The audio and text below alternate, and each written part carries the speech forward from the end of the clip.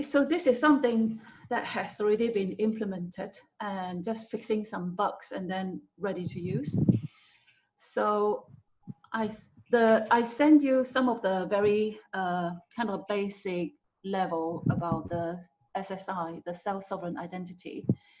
So the key things on every time when it refers to SSI, there's this tri-party relationship. Okay, so there's this identity person, the owner, and then there's someone trying to say something about this person, identity, the owner. And then the verifiers are the people who wants to know about these people. Okay, so these three parties very often kind of, as we say, kind of need to know basis. Yeah. So most of the time, the most important thing is that most of the time these issuers are a well-known person or well-known organization, so that when we know that certain information being written onto the record of this person, and then when there's some sort of public key, private key, gold certified, that sort of thing, then the verifier, when this verifier sees some information in the wallet with the signature, so for example, DVLA, yeah, so with the signature of DVLA, and then this is a car rental company, this person or this company should be willing to rent the car to the owner without having to check with the DVLA or without actually seeing the driving license. So that's the key point. Yes. So, Kwan, is it worth me just maybe just take it back a level? Yeah. Just to say that when we talk about identity, yes. Typically when we're talking about identity, when you're trying to identify yourself to, for example, a service provider, yeah, in order to access a service, yeah, then typically what you're doing is presenting a number of claims or credentials. Yes, that's right. Yeah, that serve to identify who you are and that you are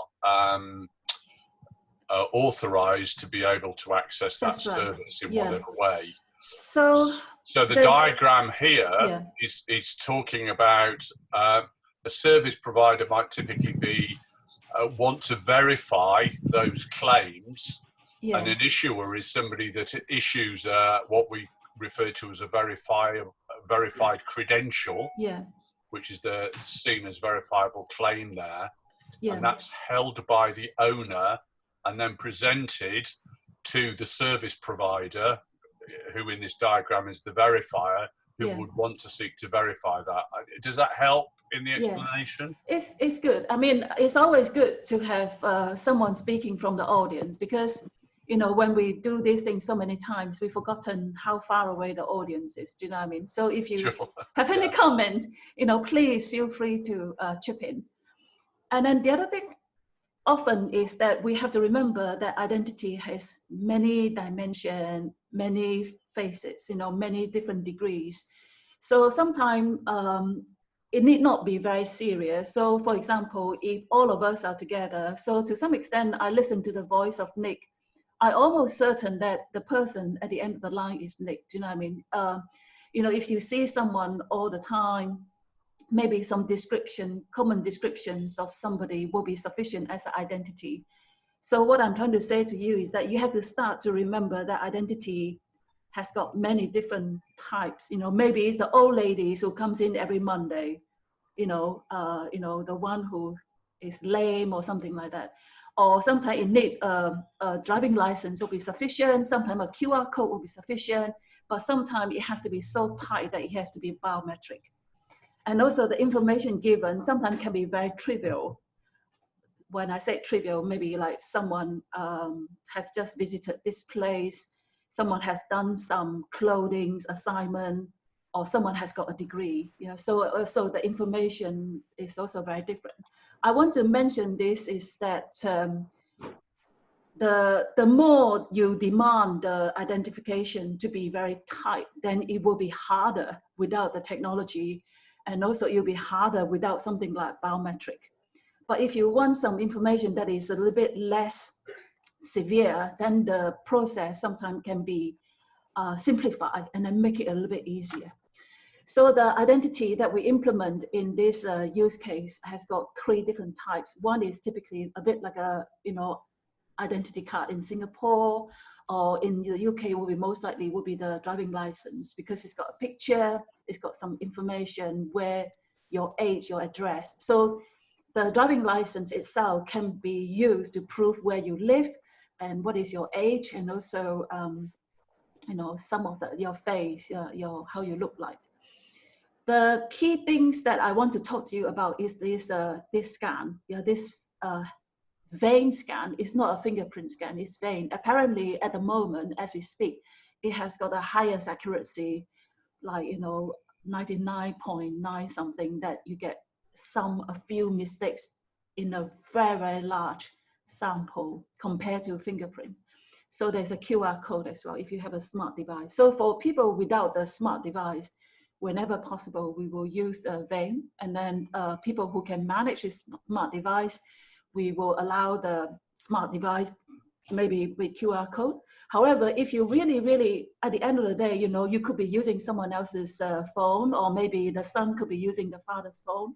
And also, until today, the iPhone, you could still use someone else's fingerprint except your own print. So phone is not 100% accurate.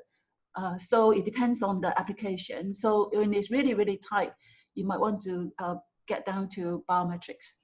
So this I'm going to skip. Basically, this is to say that in the very unique situation in the UK, as you can see here, the care home manager is the key player here. The care home manager, dealing with all the tests. So what I'm trying to say to you is that the care home manager has a very special role here, is the issuer, because the care home manager knows all the test results. It's very different from other countries and other places. So in America, it's the doctors who is the issuer of the test result, whereas in the care home manager is the issuer. However, only the care home that is running the COVID test. So obviously, if this person wants to visit another care home, that is a verifier. So another care home will want to know your result. So the staff members and the visitors in the use case here, they are the identity holder. So all staff members and residents automatically will get tested. And then some visitors who are frequent visitors to the care home, they are being included in the test package. Okay. So this is a more technical pictures about how the data flow and how the QR code gets sent around, how the fingerprint gets sent around, what are the API around this. Okay, so basically I'm just showing you the quick process. So the user, I like to talk about this because this is the one that without the smart device. So it's, we are thinking about, we are suggesting that whether we want to use it, for example, in India. Yeah. About this homework where they don't use smart devices. So you can imagine that you have this scanner in the supermarket or wherever. Each of these scanner at the moment is £200 plus everything else that goes with it, all the services. So in the situation here, again, is the 3 parties. You remember, there's an identity owner, and then there's a verifier, the issuer. So here, this section here is actually the user. We put staff at the moment because staff is the district nurses. They are the main carrier of the COVID virus that they carry around everywhere, to the places they visit. But of course, this can be visitors, could be someone else. So the care home manager in the UK situation, because they administer the test, they know the test results. So these, listen very carefully, these are the issuer, okay? So they issue the credential, they issue the test result. So these are the receptions of places, this is really the verifier. Whoever you go that they want to know your information. This could be cinema, this could be football stadium. In this situation here is the care home. So when a person, a user register, then we ask the question, whether do you use a smart device, basically, or if the person could not read, then someone else will have to help this person go through the process or make this decision for them. So the first example we use is the one that without the smart device. So if you have smart device, you just download one of these apps. So for the person we are thinking about, again, in India, that is why I talk to you now, is that we're going to enroll them with biometrics. So you take 3 scans, you just take one of the fingers. Obviously, you have to remember which fingers, and they take 3 scans, yeah, just to be more accurate. So this information is passed on. And then it will give you an SMS message to say that, you know, your application, you know, your registration is in process. Now, once you have this information, you just imagine that in the India situation, you have an Indian home worker, and then at some point, this person has to be on board, yeah, properly, maybe by tradecraft, or maybe by Save the Children, or maybe by the head office, you know, mounting a kiosk in the supermarket. Yeah, so they can take this information. So this information is in the wallet. Technically speaking, no one else have this information. Yeah, so unless the next time you scan your fingerprint, no one else can open the wallet. So you have this information, you create the credential. So this wallet ID, listen very carefully, this wallet ID is actually formulated using the vein, the vein ID.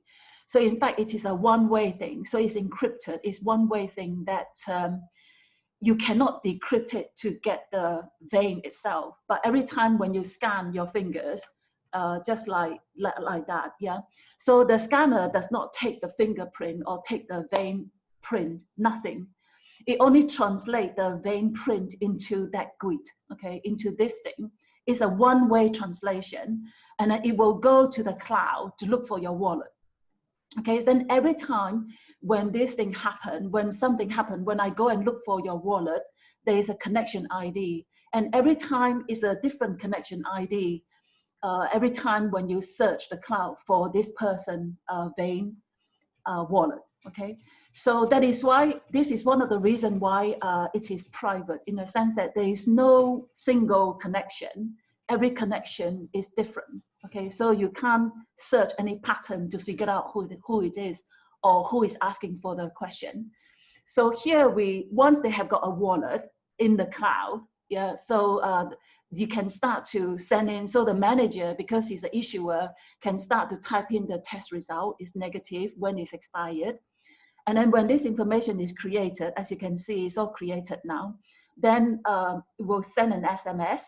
So the SMS will go into the person features phone. Obviously, if you don't have a phone, then maybe it can be sent to whoever that you want to assign this to. Maybe, I don't know, your family or your, you know, whoever you can trust. You can put a number there, and it will tell you, you know, all this information. So at this moment, we are subscribing to the SMS service, so we are paying for it. I think it's quite a small charge anyway. I wouldn't bother too much about it. However, the wallet that is behind all this engine, they are Trinsic wallet. So in fact, Trinsic has just did their messaging. So technically speaking, if we use the Trinsic messaging service, it's absolutely free. So this is what we might migrate to later. So then I think the rest of it is kind of a little bit simple. I mean, what I mean is common sense. I'm just going to go past very quickly because we have so much to discuss today. Yeah, so here is the proof request, right? So you go to the care home, you can see that here there's someone else want to check your result, want to know how old you are, what is your COVID test, what sort of degree do you have. So in fact, we can make a care home, like I said to you, a very dedicated service, in the sense that care home maybe can only ask about your COVID test result. The care home has no right to ask about your degree result. However, then whoever employer, you know, someone else, maybe a bank or something, then the bank can ask about your wages. So we can streamline this sort of thing to make it so that, you know, the care home is not going to know how much money you have in a bank. So again, when you go to the care home in Britain, I mean, the way we did it is that the person again scanned the fingers, and then once you scan the fingers, it gave the care home the power, you know, right to ask your result. Yeah, you want to make a request. That is why this SSI is very careful in the sense that no one can see your result unless they ask for it. They want to request, and then you say you agree because you put your fingers there is a signal for agreement, and an invitation accepted, verification sent. So this is the information that will pops up in the care home screen, not the one who put in the information, but the next care home that you are visiting. That other care home wants to know your result. Yeah, so it doesn't make sense for the manager to ask the same result because the manager knows the result already. Let's think about this as a cinema or maybe as a hospital who wants to know the result. So the hospital will get this information here. So that is quite simple. So if you have a smartphone, then the QR code will take you into this process and register, and then the QR code, they will open up the wallet. So this is something that we can use when in the situation when you have the phone, but you don't want to use biometric. Then we just have to trust, everything in the phone. Everything, like I said, you have to bear in mind that someone else can use your phone. Like you might allow your son to use your phone, something like that. So there's a lot of technical details here to explain, how the issuing process and things like that, how the notification COVID test. Okay, so this is one thing. The only thing that I want you to know is the fingerprint. Not fingerprint, it's a vein ID. Yeah. So the next thing